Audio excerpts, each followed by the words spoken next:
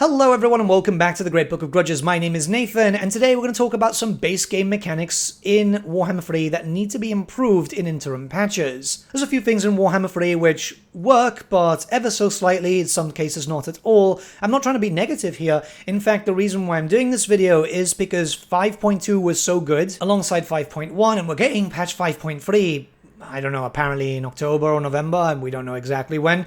But yeah, it shows that Creative Assembly is putting a lot more effort into the patches for the games now. It's actually been quite impressive. And if this patching system continues this way post whatever the next DLC is, we're in for a very, very good time. Creative Assembly themselves said that if we have problems with stuff, we should vocalize them in any way that we know. And obviously a video for a content creator is generally a good way to go about it. So I want to talk about some stuff that I feel could improve in interim patches. It doesn't have to be right now. It could be 2 patches, 3 patches down the line, and it doesn't have to be everything at once. But before anything, a big thank you to our sponsors, Instant Gaming. Instant Gaming is a platform where you'll be able to buy video games for really good prices, which means that you'll be able to pick up Frostpunk 2, for example, for minus 33% off. It's a fantastic game. I've been playing it a lot in my own time recently, and it might be something that you are into too. There's a lot of different titles on this platform, and you can find a direct link which supports the channel at no extra cost to you in the description below. Not only that, but we're running a monthly giveaway in partnership with Instant Gaming. Win the game of your choice. All you have to do is go down to the link at the description below, which is right next to the partnership link, and sign up. You don't even have to make a purchase. There's loads of games coming out lately, and there might be something that tickles your fancy. So, with that being said, thank you so much for Instant Gaming for sponsoring this video, and let's get back to our regularly scheduled content. Alright, we're going to start off with corruption, because it's one that kind of bothers me. Corruption has benefits and negatives to either your faction or your enemy faction, but they are easily ignored. No matter how much you get corruption going for the demons, the undead, or even the Skaven, the negatives can be outweighed incredibly quickly, and really, your enemy armies, if you're playing in harder difficulties, which the majority of the players do kind of fall between hard and very hard, yeah, the AI is just going to ignore corruption. Oddly enough, the vampire counts have the best and most unique feature when it comes to corruption, because if they go into territories without a lot of vampiric corruption, they'll start taking damage and so on, which falls under the whole lore aspect, but everyone else just kind of feels a bit odd.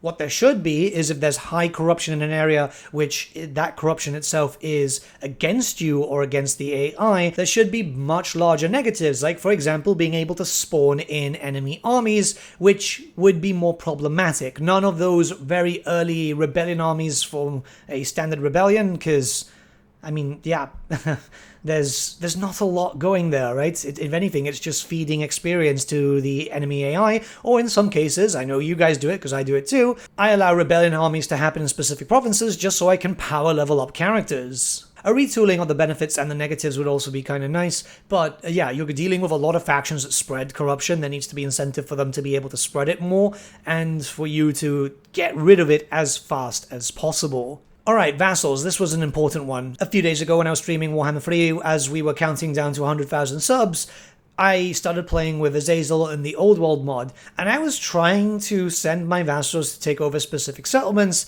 or even attack other locations, but they were flat out ignoring me, despite the fact that I had also just used the allegiance points that you get over time as they become your vassal. The thing is, the system is alright when it works, but more often than not it won't work, so I feel like Creative Assembly really need to start looking at this and giving it a once-over. I did speak about it recently when it came to the Ogre Kingdoms for Greasus, having a bit more structured stuff.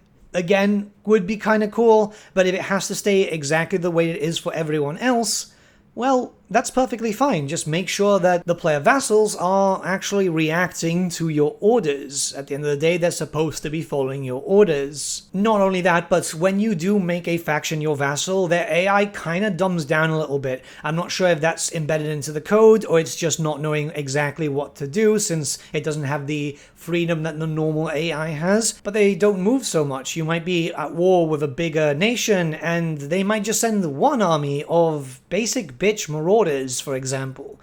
It's something that really needs to be retooled for down the line, not just because I'm hoping that we get a better vassal system with Greasus, but also, I mean, it's a key mechanic for the Warriors of Chaos, and there's a fair amount of Warriors of Chaos characters. You've also got Nakai the Wanderer too, and in most cases you're just babysitting your vassals, which is something that you don't want because you do get benefits from having them active. Alright, endgame scenarios. This one really needs a change because, I don't know, I know some people like it for the extra challenge, but to me it just doesn't feel like an endgame. It just feels like, oh, here's an enemy that just constantly respawns, and you're going to have to destroy them fully. I mean, you're going to be doing that in most cases anyway. The only difference is they get stronger armies at this point. Proper endgame stuff should be tied to like the old school Chaos Invasion, taking out the 3 main characters, which is something that Creative Assembly want to bring back. But there's a lot of different scenarios, as you can see on screen, and they're all pretty much the same thing. The only difference is it's a different race. There needs to be a little bit of variety and possibly some objectives to make it a little bit more interesting. Make it a little bit more immersive, because at the end of the day, that is what keeps a campaign going. In most cases, people won't be dealing with the endgame scenarios, as I know a lot of people turn them off. I personally turn them off because I find them quite annoying, and a lot of people don't actually go for very long campaigns. On average, I go to around turn 400 and so, but that's because I can just sit down and play Total War for hours on end without a problem. It's clear some work is put into it because they have to do scripting for that to make sure that everything works, and it does work as intended, but I feel like it's a little bit lackluster. I'd love to see it a little bit more to give me a reason to have it active at all times. Okay, now we're getting into the really heavy stuff, which definitely needs to be fixed sooner rather than later. There's the battle AI. Yep, I don't know what's been going on with Warhammer 3 lately, but in some cases, especially if you've got like a very heavy range army, you will notice that the enemy lord will charge up and attack you before anything else, leading to the lord dying, and obviously the enemy army taking a massive negative hit because of leadership and so on. It's something that has been happening a lot lately, and for some reason hasn't been fixed yet. I feel like it's a massive issue. This, what I'm showcasing right now, is from a mod, because I was showcasing a mod a few days ago. But faction mods generally don't upset the AI when it comes to balancing, or just in general how the AI works. This is something that really needs to get fixed up, because you see it in quest battles, you see it in normal battles, and the battle developers seem to be focused a lot on multiplayer. Now, I'm not shooting down the multiplayer situation. I come to understand right now that there's a bunch of units being banned because they're too overpowered and so on. So yes, there needs to be a touch up on that and make sure that everything works for the people still playing multiplayer. We have to be respectful here, guys. Remember that. At the end of the day, we all want to play the same game, right? But they need to also put attention towards the AI for the battles. Sieges are also a major problem, and we're going to talk about sieges in just a second, but in just generic battles, I've had it to the point where I've had a massive battle, 2 full stack enemy armies, and just the general or a hero charging in, because it's on a flying mount or it's on a mount. Interestingly enough, it's generally when they're mounted for me, but again, this definitely needs to be fixed. And finally, we have to talk about the siege stuff. And it's not just sieges, it's a lot of things in this specific section, because sieges, minor and major settlements, right now they do have problems with, say, for example, pathfinding. That's also found in the normal battles too. Pathfinding has been a massive issue lately, and it's becoming very noticeable. Units are getting stuck, units are having trouble navigating when you're giving them a proper order for battle. It happens to the enemy AI when it comes to just, sometimes you'll see them charging forward and then they'll turn back. It's because of the pathfinding, and it really screws up a perfectly good game. We've been able to see this getting fixed a little bit better with some custom modded maps, because the edges, I guess, were smoothed out a little bit better or were turned into hard edges. A modder did try to explain it to me, but it was at like 4 a.m. a few nights ago, and yeah, I mean, who the hell's going to remember anything at 4 a.m.? But it's a major thing, because we've had a siege rework, then we had, I think, a second siege rework more or less around the time of Immortal Empires. They said something was going to happen for sieges in Shadow to Change. It didn't. Then for Thrones of Decay, it didn't.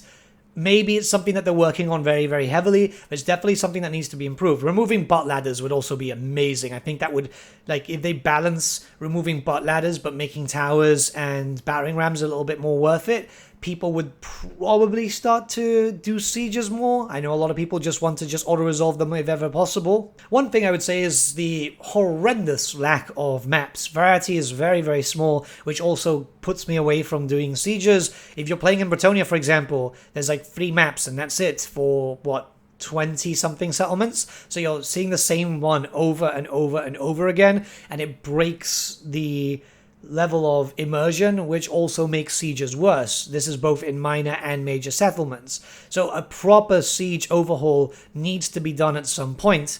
I don't imagine it in 6.0, or I could imagine some fixes coming in 6.0, or maybe in like 6.1 or something, but there definitely needs to be a siege rework patch. 6.1, 6.2, or whatever. No other fixes. If they want to just really go on ham on that, like, this is just a personal feeling of mine. I'd rather not get a character rework or unit reworks or new units, for example, in one specific patch, and it's just a full, 5-6 pages going into this is how we fix sieges. We're over and done with that, right? Maybe that's just me, but I feel like it's really, really important because this is a game that has a lot of settlements, 500 or something. We need to get this fixed up, like, really badly. But yeah, these are just some ideas. Let me know what you guys think in the comments below. You might think there's other stuff that is more prioritized. Honestly, I'm just going with the ones that were really striking out to me lately. And yeah, I'm trying to vocalize. Creative Assembly have been asking that. I've been sending them messages too. And I know you guys are putting out in the forums and so on. It's working, it seems, right? The patch system lately has been fantastic. We're getting loads of hot fixes and so on. I feel like we're in for a really good time, and I want to keep hoping that just keeps pushing. So if we have to be vocal, let's be vocal, respectfully, of course. But yeah, have a great day, guys. I'll see you all again very, very soon.